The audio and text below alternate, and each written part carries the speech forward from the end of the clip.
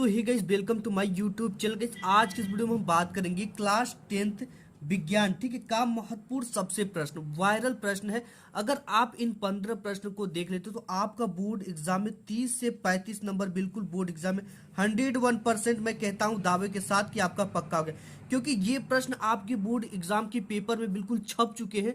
आपको जाकर केवल इन प्रश्नों को छाप देना है, ठीक है। 101% आपके बोर्ड एग्जाम में ये छप चुके हैं प्रश्न, और ये 27 फरवरी की जो पेपर आपको आएगा उसका सबसे वायरल और महत्वपूर्ण प्रश्न है। इन प्रश्नों को मैं डिटेल से और आपको बारीकी से बताऊंगा। तो आपको बोर्ड एग्जाम में 30 से 35 नंबर अभी पक्का करने के लिए आपको कुछ भी नहीं करना है। सबसे पहले आपको वीडियो को लास्ट तक देखना है और वीडियो को लाइक करके चैनल को सब्सक्राइब कर देना है। होगा क्या कि आने वाले सभी वीडियो के नोटिफिकेशन आपको सबसे पहले मिलेगा। तो सबसे पहला और मोस्ट इंपॉर्टेंट ये जो क्वेश्चन है ना, ये वेरी वेरी इंपॉर्टेंट क्वेश्चन है। तो इन प्रश्नों को आपको अभी से तैयार कर लेना, और बार बार रिपीटेड प्रश्न है, ठीक है। तो दे रखा है कि प्लास्टर ऑफ पेरिस बनने की विधि तथा एक उपयोग लिखिए, ठीक है। तो देखो सबसे पहले जो प्लास्टर ऑफ पेरिस बनता है वो कैसे बनता है और इसका उपयोग कहाँ पे किया जाता है, ठीक है। आप सुन लोगे तो आपको चीजें याद हो जाएंगी। ये भले आपको देखकर बड़ा लगता हो लेकिन बिल्कुल आसान है, ठीक है। देखो जब कैल्शियम सल्फेट डाइहाइड्रेट, ठीक है, जिसे कैल्शियम डाइहाइड्रेट को हम जिप्सम कहते हैं। क्या कहते हैं? कैल्शियम डाइहाइड्रेट को, ये कैल्शियम सल्फेट डाइहाइड्रेट को हम जिप्सम कहते हैं, को 120 डिग्री सेल्सियस पे, कितने 120 डिग्री सेल्सियस ताप पर गर्म किया जाता है। तो निर्जलीकरण के द्वारा प्लास्टर ऑफ पेरिस का निर्माण होता है। बिल्कुल सिंपल है, बस ये चीज आप जान गए ना तो आप प्लास्टर ऑफ पेरिस बनाना सीखे, ठीक है। इसके लिए जो प्लास्टर ऑफ पेरिस का सूत्र होता है, यानी जो ये जिप्सम का जो सूत्र होता है कैल्शियम सल्फेट डाइहाइड्रेट, इसका जो सूत्र होता है वो आपका होता है CaSO4 ठीक है। अब देखो इसमें 2H2O जल रहता है। अब इसको बोल रहा है कितने डिग्री सेल्सियस पे गर्म करने पर, 120 डिग्री सेल्सियस पे हमें इसको क्या करना है, हीट करना है, ठीक है। अब देखो कुछ भी नहीं, इसी से आपको परिभाषा बनेगा, इसी से सब कुछ बन जाएगा, केवल आपको इसको तैयार रखना है, ठीक है। ये किसका है? जिप्सम का। जिप्सम का मतलब कैल्शियम सल्फेट डाइहाइड्रेट, ठीक है। तो अब इसका आप रिएक्शन कराओगे तो ये आपका बनेगा CaSO4 इंटू हाफ H2O। देखो अभी ये सब चीजें मैं आपको समझा रहा हूँ, ठीक है। हाफ H2O, ठीक है, प्लस 3/2 H2O, ये चीजें बन गया, ठीक है। यही आपका जो ये प्लास्टर ऑफ पेरिस है, ठीक है। अब देखो इसको जब हमने ये CaSO4 इंटू 2H2 को 120 डिग्री सेल्सियस पे गर्म किया तो ये टूटा किसमें, CaSO4 ये चीजें पूरा पूरा यहाँ पे है। इसके बाद यहाँ पे 2H2O है, ठीक है। यहाँ पे हाइड्रोजन की संख्या 4 है, 2 दूना के 4 इसमें मल्टीप्लाई किया जाता है। तो यहाँ पे हमें हाइड्रोजन की संख्या किसी न किसी तरह 4 करना है, ठीक है। तो यहाँ पे जो 1/2 हाफ H2O, इसे आधा H2O कहते हैं, ठीक है। इसका जब इसमें आप मल्टीप्लाई करोगे तो 1/2 इंटू 2, तो 2 से 2 कट जाएगा तो यहाँ पे एक हाइड्रोजन है, ठीक है। यहाँ पे कितना हाइड्रोजन है? एक हाइड्रोजन है। और यहाँ पे 3/2 H2O है, तो 3/2 इंटू 2 से मल्टीप्लाई करेंगे तो 2 से 2 कट जाएगा। यहाँ पे कितना H2O हो गया? 3 H2O, ठीक है। तो ये मेंटेन हो गया। यहाँ पे 1 H2O और यहाँ पे 3 H2O, तो 4 H2O हो गया, 2 दूना के 4, और ऑक्सीजन कट हुआ 1 ठो है, ठीक है। तो यहाँ पे ऑक्सीजन की संख्या कितना है हमारा? यहाँ पे हाफ है, ठीक है, आधा हाइड्रोजन की संख्या, और यहाँ पे जो हाइड्रोजन की संख्या है वो 3/2 है, ठीक है। तो इसको जब मल्टीप्लाई आप करोगे तो यहाँ पे जो आएगा वो कुछ कम आएगा, ठीक है। तो आप इसे ऐड कर दोगे तो इतना ही आएगा, यानी सब कुछ यहाँ पे बैलेंस। आपको यही चीजें देखो, अब इससे परिभाषा कैसे बनेगी, ठीक है। इससे परिभाषा ऐसी बनती है कि जब कैल्शियम सल्फेट डाइहाइड्रेट यानी कि जिप्सम को 120 डिग्री सेल्सियस पे गर्म किया जाता है तो निर्जलीकरण के द्वारा प्लास्टर ऑफ पेरिस का निर्माण होता है। प्लास्टर ऑफ पेरिस का निर्माण होता है, ठीक है। बिल्कुल इजी है, आप समझ गए होंगे, ठीक है। तो इसी तरह से प्लास्टर ऑफ पेरिस का निर्माण होता है। फिर दे रखा है कि इसका एक उपयोग लिखिए, ठीक है। प्लास्टर ऑफ पेरिस का एक उपयोग यही होता है, आपको हेडिंग क्या डालना है? उपयोग। उपयोग में क्या होता है कि ये टूटी हुई हड्डियों को जोड़ने के काम आता है, ठीक है। आप किसी का भी हड्डी टूट जाता है तो वो क्या कराता है? प्लास्टर बंधवाता है, तो वो यही प्लास्टर ऑफ पेरिस ही होता है, ठीक है। क्या होता है? प्लास्टर ऑफ पेरिस ही होता है। तो टूटी हुई हड्डियों को जोड़ने के काम आता है, प्लास्टर बना जाता है, जोड़ने के काम आता है।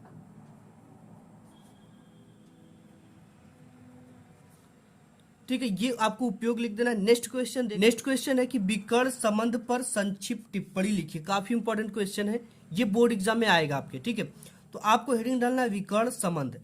तो विकर्ण संबंध में देखिए क्या है कि द्वितीय आवर्त के कुछ तत्व तृतीय आवर्त के कुछ तत्वों के अनेक गुणों में समानता प्रदर्शित करते हैं। तत्वों में गुणों के इस प्रकार के संबंध को विकर्ण संबंध कहा जाता है। ठीक है, इसको एग्जाम्पल की सहायता से आप बिल्कुल इजी समझ जाओगे। तो सबसे पहले हमें द्वितीय आवर्त के कुछ तत्वों को लिखना है। ठीक है, ये मैं ट्रिक से आपको बताऊंगा कि कैसे आपको लिखना है द्वितीय आवर्त, और यहां पे तृतीय आवर्त हो गए।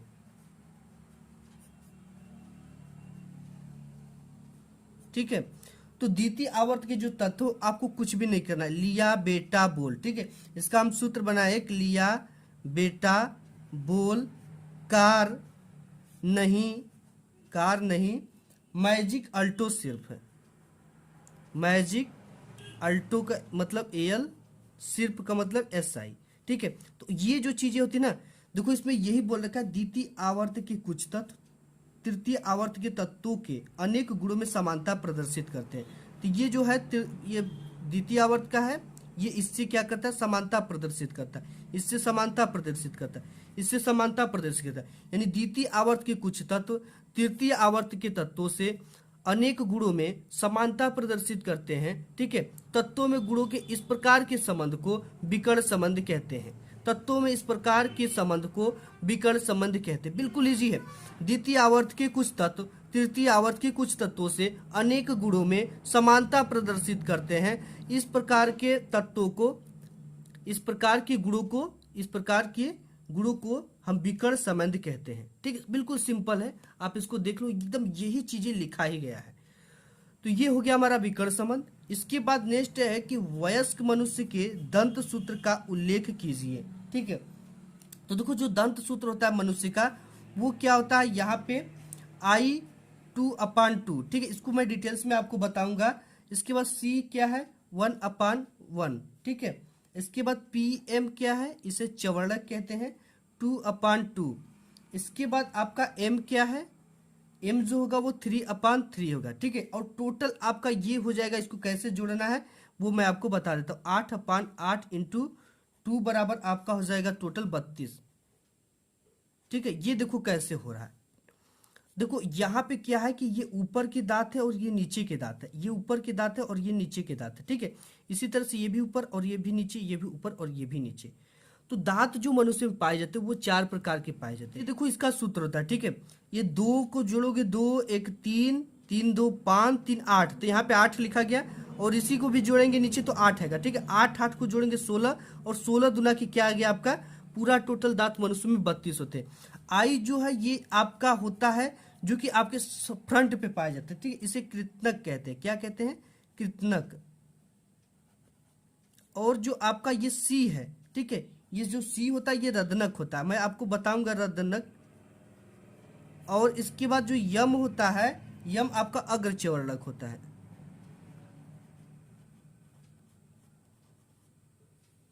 और ये जो आपका यम क्या, यहाँ पे सॉरी पीएम जो होता है अग्रचवर्णक होता है। ठीक है, पीएम, ये जो पीएम है, और आपका जो यम होता है वो केवल चवर्णक होता है। देखो ये जो होता है ये आपकी एकदम फ्रंट में सामने पाया जाता है। इसकी जस्ट बाद रदनक थोड़ा चौक पाया जाता है। इसके बाद अग्रचवर्णक जो थोड़ा चौड़ा पाया जाता है, और ये जो चौवर्णक होता है एकदम लास्ट में, तो चौड़ी चौड़ी दांत पाई जाती है, उसको चौवर्णक कहते हैं। ठीक है, और ये मनुष्य के दांत का सूत्र होगा, ये आपके बोर्ड एग्जाम में आ रहा है। ठीक है, आप इसको अभी से तैयार कर लो, क्योंकि आपके बोर्ड एग्जाम में 2 से 3 नंबर बिल्कुल पक्के हो जाएंगे। नेक्स्ट क्वेश्चन है कि कायिक जनन किसे कहते हैं। अब देखो कायिक का अर्थ होता है काया, काया का मतलब होता है शरीर, जनन का मतलब तो आप समझ रहे हो, जनन मतलब उसी के समान एक दूसरा उत्पन्न करना। ठीक है, किसे कहते हैं, तो देखो कायिक जनन किसे कहते हैं, जब पादप का कोई वर्धी भाग, ठीक है, वर्धी मतलब कोई भी उसका एक ब्रांच, वर्धी भाग मातृ पौधे से यानी उस मेन पौधे से अलग होकर एक नए पौधे का निर्माण करता है, तो उसे कायिक जनन कहते हैं। ठीक है, यानी कि आप इसको एग्जांपल मैं दूंगा, आपको इजीली समझ जाओगे कि जब पादप का कोई भी वर्धी भाग यानी उसका कोई भी एक टहनी काटकर मातृ पौधे से यानी मेन ब्रांच से, मेन पौधे से अलग होकर एक नए पौधे का निर्माण करता है तो उसे कायिक जनन कहते हैं। ठीक है, अब देखो कायिक जनन भी दो प्रकार के होते हैं। ठीक है, एक होता है प्राकृतिक कायिक जनन और एक होता है कृत्रिम कायिक जनन। प्राकृतिक कायिक जनन में क्या होता है कि जैसे पत्तियों के द्वारा हो जाती है, कोई ऐसा एक पौधा होता है जो कि पत्तियों के द्वारा ही वो क्या कर देता है, अपने एक पौधे का निर्माण कर देता है। ठीक है, और कुछ जड़ों के द्वारा भी हो जाते हैं। और जो कृत्रिम कायिक जनन होते हैं, कृत्रिम कायिक जनन मतलब कि कलम लगाना हो गया, ठीक है, टहनी लगाना हो गया, तो ये जो चीजें होती है ये किसके अंतर्गत आते हैं, कृत्रिम कायिक जनन के। ठीक है, कृत्रिम कायिक जनन के अंतर्गत आपका आता है गुलाब, गुलाब का टहनी लगता है, अंगूर का टहनी लगता है, और आपका गुलाब हो गया, अंगूर हो गया, और मेहंदी का पौधा हो गया, संतरा हो गया, नींबू हो गया, केला हो गया, इत्यादि चीजें जो होती है ये क्या किसके अंतर्गत लगाई जाती है, कायिक जनन के। ठीक है, तो यहाँ पे संतरा, नींबू को भी, संतरा भी लगाते हैं हम, और नींबू का भी टहनी लगता है। तो ये जो चीजें होती है ये कृत्रिम कायिक जनन है। ठीक है, तो इन सब चीजों के द्वारा ये क्या होती है कि एक पौधे का इसको क्या करते हैं कि इसके जो मेन ब्रांच होता है, इस मेन ब्रांच से एक ब्रांच को कट किया जाता है। कट किए के बाद इसे हम क्या कर देते हैं, जमीन में कलम लगा देते हैं, तो इससे एक नए पौधे का निर्माण होता है। ये बिल्कुल सेम मातृ पौधे के जैसा होता है। अब कायिक जनन के लाभ क्या है, ठीक है, लाभ भी आता है आपके बोर्ड एग्जाम में लिखने के। इस विधि से कम समय में अधिक पौधे तैयार किए जाते हैं। ठीक है, बिल्कुल कम समय में बहुत सारे टहनी को काट कर और लगा दो, सभी एक साथ तैयार हो जाते हैं। और जो नए पादप होते हैं मातृ पादप के समान होते हैं, जैसे उनकी जिससे वो अलग किए गए हैं उसी पौधे के समान होते हैं, उसमें वैसा ही फल आएगा, उस फल का स्वाद भी वैसा होगा, उसका आकार भी वैसा होगा, सब कुछ वैसे ही होगा, उसके फलने की तिथि समय भी वैसे ही होगा। ठीक है, इन पौधों में विभिन्नताएं नहीं होती है, बिल्कुल जो मातृ पौधे में विभिन्नता है वो उनकी में भी देखने को मिलेगी। ठीक है, इसके बाद है दूरदृष्टि दोष क्या है, इसे दूर करने के लिए किस लेंस का उपयोग किया जाता है। बिल्कुल इजी है, आप दूरदृष्टि दोष को कभी नहीं याद करोगे आज के बाद। ठीक है, दूरदृष्टि का मतलब होता है कि दूरदृष्टि दोष में ना आपको दूर की वस्तुएं तो स्पष्ट दिखाई देंगी लेकिन नजदीक की वस्तु स्पष्ट नहीं दिखाई देती है, उसे दूरदृष्टि दोष कहते हैं। अब देखो इसमें क्या है कि बोल रखा है कि किस लेंस का उपयोग करेंगे। ठीक है, निकट दृष्टि दोष और दूर दृष्टि दोष। अगर आपको कंफ्यूजन होता है याद करने में तो आज के बाद होगा भी नहीं। ठीक है, इसका सूत्र मैंने एक अपने से बनाया था, नादू। अब देखो ये नादू का मतलब क्या हो गया, ये हो गया आपका निकट दृष्टि दोष। निकट दृष्टि दोष में किस लेंस का उपयोग किया जाता है, ये अवतल, ए फॉर अवतल लेंस, और दूर दृष्टि दोष में उत्तल लेंस का उपयोग किया जाता है। ये हमने फार्मूला बनाया था। ठीक है, तो निकट दृष्टि दोष में किस लेंस का उपयोग किया जाएगा, ये कौन सा है, निकट दृष्टि, ये दूर दृष्टि दोष है। ठीक है, दूर दृष्टि दोष में उत्तल लेंस का उपयोग किया जाएगा। किस लेंस का, उत्तल लेंस का। अगर ये निकट रहता तो इसमें अवतल लेंस का उपयोग किया जाता। बिल्कुल आपको यहीं से सब कुछ क्लियर हो गया। ठीक है, इसको लिखेंगे हम नहीं, ये आप समझ जाओ कि दूर दृष्टि दोष में दूर की वस्तु तो स्पष्ट दिखाई देती है पर नजदीक की वस्तु स्पष्ट नहीं दिखाई देती है, उसे दूर दृष्टि दोष कहते हैं। दूर दृष्टि दोष में दू का मतलब उत्तल लेंस का उपयोग किया जाता है। किस लेंस का, उत्तल लेंस का उपयोग किया जाता है। ठीक है, ये चीजें लिखना है। नेक्स्ट क्वेश्चन आपका है कि ऐसी कौन सी धातु है जिन पर सरलता से जंग नहीं लगता है, कारण सहित स्पष्ट कीजिए। ठीक है, काफी इंपॉर्टेंट क्वेश्चन है। तो देखो जो गोल्ड है, ठीक है, Au, platinum Pt, chromium Cr, ऐसी धातु है जिन पर सरलता से जंग नहीं लगता क्योंकि इन धातुओं की क्रियाशीलता अत्यधिक कम होती है। ठीक है, ये अत्यधिक क्रियाशील नहीं होते हैं कि वायु में आने के बाद उससे रिएक्शन किए और जंग लग गए। ठीक है, ये अत्यधिक कम क्रियाशील होते हैं, इसीलिए इस पे जंग नहीं लगता। ठीक है, तो ये आपको क्वेश्चन आएगा कि कौन सी धातु है जिन पर सरलता से जंग नहीं लगता, कारण सिद्ध स्पष्ट कीजिए। तो आपको लिखना गोल्ड, प्लेटिनम, क्रोमियम ऐसी धातुएं जिन पर सरलता से जंग नहीं लगता क्योंकि इन धातुओं की क्रियाशीलता अत्यधिक कम होती है। ठीक है, अब इसके बाद नेक्स्ट है, काफी इंपॉर्टेंट है, क्रियात्मक समूह क्या है, किन्हीं चार क्रियात्मक समूहों के सूत्र सहित नाम लिखिए। काफी इंपॉर्टेंट क्वेश्चन है ये। ठीक है, आप इसको इजीली समझ जाओगे। परमाणुओं का वह समूह जो कार्बनिक यौगिक की अभिक्रियाशीलता बताते हैं तथा उनके गुणधर्मों को सुनिश्चित करते हैं, क्रियात्मक समूह कहलाते हैं। ठीक है, जैसे देखो क्रियात्मक समूह में जो सबसे पहला क्रियात्मक समूह लेते हैं तो एल्कोहल है। अब देखो जो ये एल्कोहल है ना, तो इसमें इसको चीज से आप समझ जाओगे। एल्कोहल, एल्कोहल को आप कैसे जाने, ठीक है। तो देखो एल्कोहल का जो सूत्र होता है वो होता है OH, ठीक है। ये इनकी सिचुएशन को बताते हैं, क्रियाशीलता को बताते हैं और उनके गुणधर्म को सुनिश्चित करते हैं। तो एल्कोहल OH हो गया क्रियात्मक समूह। अब उसके बाद एल्डिहाइड है, ठीक है। एल्डिहाइड ये इस तरह से बनेगा,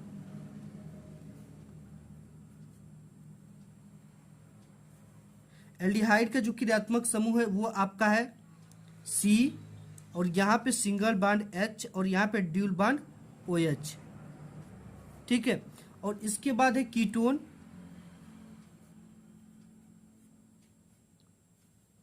कीटोन का तो आप जानते ही होंगे, ये है C और इस तरह से C और यहाँ पे डबल बॉन्ड O।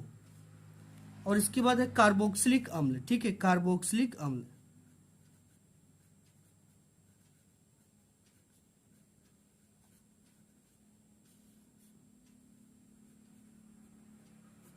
कार्बोक्सिलिक अम्ल का जो फार्मूला होता है वो आपका क्रियात्मक समूह होता है इस तरह से C, और यहाँ पे डबल बॉन्ड O आपका लग जाएगा और यहाँ पे लग जाएगा OH, ठीक है। तो ये किसका फार्मूला हो गया, कार्बोक्सिलिक अम्ल का, ये क्रियात्मक समूह हो गया। ये कीटोन का हो गया, एल्डिहाइड का हो गया, अल्कोहल का हो गया, ठीक है। ये इनके क्या करते हैं, अभिक्रियाशीलता और इनके गुणधर्म को सुनिश्चित करते हैं। Next question, important question. Next आपका क्वेश्चन है कि गौण लैंगिक लक्षण किसे कहते हैं। यौनारंभ के समय बालक एवं बालिकाओं के शरीर में विकसित होने वाले गौण लक्षण का उल्लेख कीजिए। वेरी वेरी इंपॉर्टेंट क्वेश्चन है, ये आपके बोर्ड एग्जाम में आ रहे हैं, ठीक है। तो इसको आपको अभी से तैयार कर लेना है। सबसे पहले जानेंगे कि गौण लैंगिक लक्षण क्या है। तो देखो गौण लैंगिक लक्षण लैंगिक विभेदन की वे लक्षण है जो किसी जंतु में पैदा होने के बाद, यानी विशेष का जो होता है यौना अवस्था में प्रदर्शित, ये कब प्रदर्शित होते हैं, यौना अवस्था में प्रदर्शित होते हैं, ठीक है, आपको दिखाई देते हैं। ये आपकी पैदाइश नहीं होते हैं, जब आपकी उम्र 14 से 15 या 16 साल होती है तब ये चीजें आपको दिखाई देने लगती है। तो इसी तरह के लक्षण को हम क्या करते हैं, गौण लैंगिक लक्षण कहते हैं, ठीक है। ये पुरुष में भी होते हैं और स्त्री दोनों में भी होते हैं। तो पुरुष में जो गौण लैंगिक लक्षण होते हैं वो होते हैं इनके चेहरे पर, ठीक है, यहाँ पे चेहरे रहेगा, चेहरे पर व शरीर पर बाल उगाते हैं, स्वर भारी हो जाता है, ठीक है। अगर आप 10th में हो तो ऐसी सिचुएशन आपके सामने आ गई होगी। और वृषण कोषों तथा शीशन के आकार में वृद्धि हो जाती है, ठीक है। और इसके बाद जो पुरुष होते हैं उनकी अस्थियां व पेशियां वो काफी मजबूत, वो कंधे चौड़े, शरीर की लंबाई बढ़ने लगती है, ठीक है। तो आपकी बढ़ी रही होगी, तो ये तो आप जानते ही होंगे, ठीक है। इसके बारे में आपको ज्यादा बताने की जरूरत नहीं है। और इसके बाद स्त्री के द्वितीय गौण लैंगिक लक्षण, ठीक है, ये होता है कि बाह्य जननांगों तथा स्तनों का विकास प्रारंभ हो जाता है, श्रोणी मेखला तथा नितंब चौड़े हो जाते हैं, स्वर मधुर व तीव्र हो जाते हैं, ठीक है। इनके तीव्र स्वर होते हैं और इनके क्या होते हैं, पुरुष के भारी हो जाते हैं। तो ये इनके कुछ लक्षण है, आपको इनको तैयार कर लेना है। ये आपके बोर्ड एग्जाम में 4 नंबर के आते हैं, ठीक है। नेक्स्ट क्वेश्चन देख लेते हैं। नेक्स्ट क्वेश्चन है कि प्रकाशीय केंद्र से आप क्या समझते हो। काफी इंपॉर्टेंट क्वेश्चन है, बोर्ड एग्जाम में 101% आएंगे। तो देखो प्रत्येक लेंस के लिए उसके मुख्य अक्ष पर स्थित एक ऐसा बिंदु जिनमें से गुजरने वाली प्रकाश की किरण बिना विचलित हुए सीधे निकल जाती है, वह बिंदु लेंस का प्रकाशीय केंद्र कहा जाता है, ठीक है। जैसे कि यहाँ पे बोल रहा है कि क्या होता है, एक मान लेते हैं ये एक क्या है, लेंस है। अब यहां से एक हमें क्या करना, प्रकाश की किरण डालना है, ये इसके प्रकाशीय केंद्र से होकर सीधे निकल जाती है बिना विचलित हुए। तो ये जो बिंदु है ना, ये लेंस का क्या कहलाता है, प्रकाशीय केंद्र कहलाता है। यही चीज कह रहा है, प्रत्येक लेंस के लिए ये उसका क्या है, मुख्य अक्ष। मुख्य अक्ष पर स्थित एक ऐसा बिंदु जिनमें से गुजरने वाली प्रकाश की किरण, जिससे होकर गुजरने वाली प्रकाश की किरण बिना विचलित हुए, यानी न कहीं इधर गई, न कहीं इधर गई, न कहीं इधर गई, न कहीं इधर गई, तो इसको कहेंगे बिना विचलित हुए सीधे निकल जाती, वह बिंदु इस लेंस का क्या कहलाएगी, प्रकाशीय केंद्र कहलाती। बिल्कुल इजी परिभाषा है। देखो यही चीज है कि प्रत्येक लेंस के लिए उसके मुख्य अक्ष पर स्थित एक ऐसा बिंदु, ये क्या होता है, ये मुख्य अक्ष होता है, ठीक है, पे स्थित एक ऐसा बिंदु जिससे होकर जाने वाली प्रकाश बिना विचलित हुए सीधे निकल जाती है, ठीक है। कैसे निकलती, सीधे निकल जाती है, वह बिंदु, ये जो बिंदु है जहां से निकल कर गई है, लेंस का प्रकाशीय केंद्र कहा जाता है, ठीक है। इस चीज को आप समझ गए। नेक्स्ट क्वेश्चन है कि मानव नेत्र की समंजन क्षमता का क्या अर्थ है। बिल्कुल इंपॉर्टेंट है और ये तड़कता भड़कता लेटेस्ट क्वेश्चन है। तो देखो इसको इजी बिल्कुल समझ जाओगे आप, अपने शब्दों में इसको समझो, ये जीवन भर आपको याद रहेगा। ठीक है, अब आपकी कभी भी मानव समंजन क्षमता याद करने की जरूरत नहीं पड़ेगी।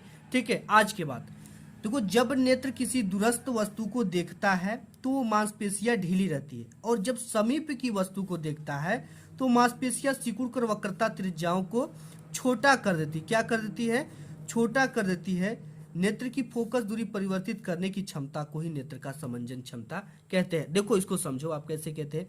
जब हमारा आंख, ठीक है, हमारी नेत्र जो है वो किसी दूर की वस्तु को देखता है तो क्या करता है, उस पर ज्यादा फोकस नहीं देना पड़ता। ठीक है, जैसे अगर आपकी आंखों के सामने एक बल्ब जला दिया जाए और आपको उस पर देखने के लिए बोला जाए, ठीक है, तो ये बल्ब क्या करेगा कि आप अगर बल्ब को देखोगे ना तो आपकी आंख बंद होने होने होगी। ठीक है, तो इस समय क्या होती है, जब बल्ब जला होता है तो आपकी वक्रता त्रिज्या आंखों की छोटी हो जाती है। ये आंख में ये क्रिया जो होती है ऑटोमेटिक होती है, उसे छोटी कर देगी, और जैसे ये बल्ब बंद होगा आप दूर तक देख पाओगे और बिल्कुल बिना मेहनत के देख पाते हो। ठीक है, तो इस समय क्या होती है, वक्रता त्रिज्या को आंख क्या कर देता है, बड़ा कर देता है। ठीक है, तो ये जो नेत्र होता है इसमें स्वयं परिवर्तित होता है, ये आप परिवर्तित नहीं कर रहे हो।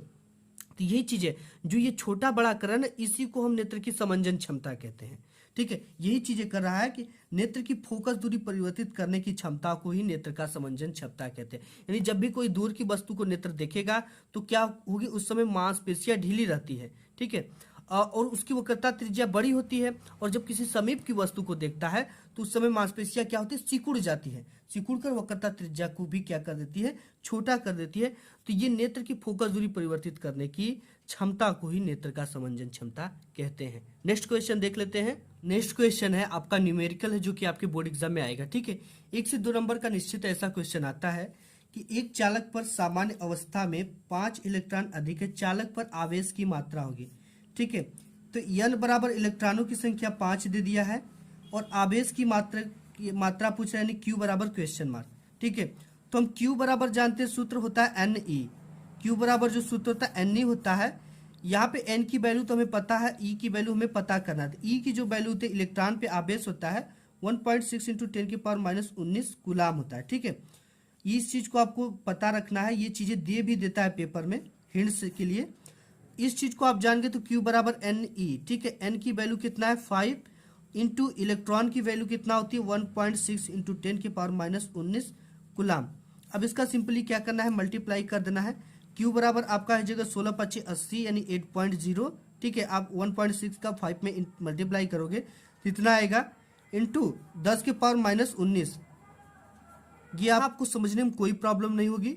ठीक है, 16 25 80 यहाँ पे हो गया, पॉइंट में होता है तो एक इसके बाद एक दशमलव लगा दिया जाता है, तो ये इसका आंसर आ जाएगा। ठीक है, और यहाँ पे ये क्या है, इसका मात्रक आप जानते हो, ये क्या है, आवेश। आवेश का मात्रक गुलाम होता है। ठीक, तो आपको यहाँ पे गुलाम लिख देना है, मात्रक जरूर लिखिएगा। इसको ब्लैक पेन से इस तरह से करने के बाद आपको फाइनली यहाँ पे आंसर लिख देना है। ठीक है, इसके बाद है कि एक तार के सिरों का विभवांतर V की वैल्यू दे रखा 1.5 वोल्ट है।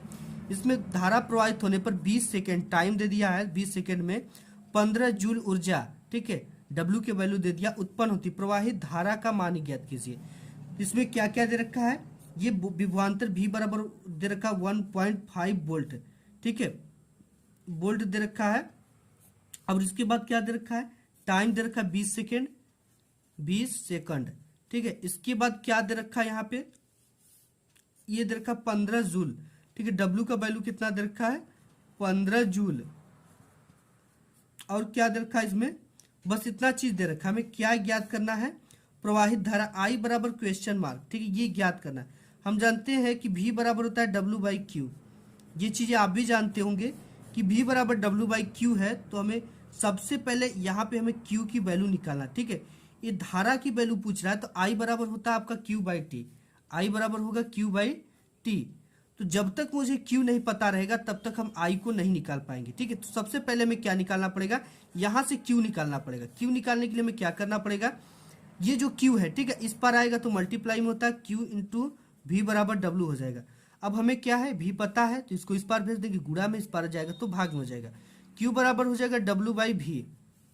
ठीक है। तो यहाँ से तो क्यू की वैल्यू हम निकाल सकते हैं क्योंकि डब्ल्यू का वैल्यू हमें दिया है, डब्ल्यू की वैल्यू, और यहाँ पे भी की भी वैल्यू दिया है 1.5।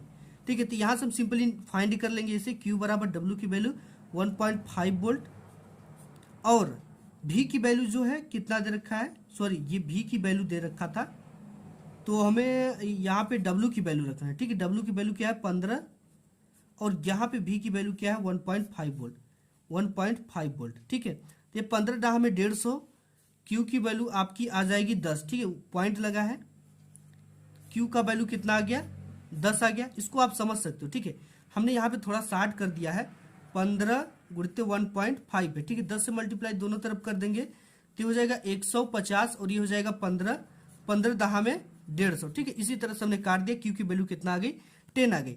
अब यहाँ पे आई बराबर धारा पूछ रखा क्यू बाई टी होता है, क्यू की वैल्यू कितना आ गया 10 आ गया, 10 हमने रखा, टी की वैल्यू कितना है 20 सेकेंड, 20 को रखेंगे तो हो जाएगा आपका 2 पंचे 10, और ये हो जाएगा 2 दहा में 20। आई बराबर आपकी जो वैल्यू आ जाएगी हो जाएगी 5/10। इसका जब वैल्यू निकालोगे आप तो ये हो जाएगी, इसका जब मल्टीप्लाई करोगे तो 0.5 एम्पियर। ठीक है, इसकी जो मात्रक होगी वो क्या होगी, एम्पियर होगी। तो गाइस आज की इस वीडियो में बस इतना ही, मिलूंगा एक नेक्स्ट वीडियो में, तब तक के लिए धन्यवाद।